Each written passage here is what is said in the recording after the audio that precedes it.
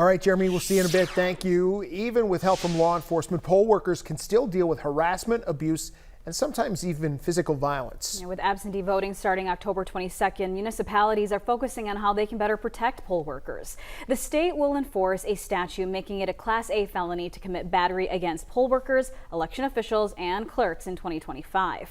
NewsChannel 7's Haley Clevenger spoke to the city clerk in Wausau about how they will protect its poll workers this election. Haley, so what is Wausau trying to do?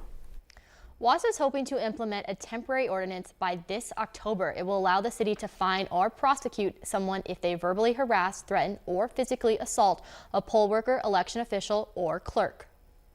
Wausau City Clerk Caitlin Bernardi tells me luckily the city has never had a situation where an argument got out of control and a poll worker was physically assaulted.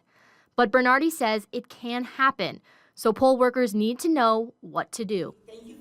We also train our poll workers on, how to handle some of those situations to try to de-escalate them, and then, also making sure that they're aware of their resources in case a situation does escalate. Hey, did you want to vote? If someone does disturb the voting process, they don't get to do the one thing they came there to do. If they're causing a disturbance and we can't get them to cooperate, then they would get warned, and if they don't warn, then they would be ordered to leave, and then they could not vote. This ordinance would not protect poll observers, but the city tells me their goal is to make sure everyone is safe during the voting process. If there's a situation at a poll site, we, will work to help keep everyone safe who's at the poll site, whether you're an employee, you're observing, or you are voting. Bernardi also wants to remind people there is no campaigning for a candidate within 100 feet of a polling location.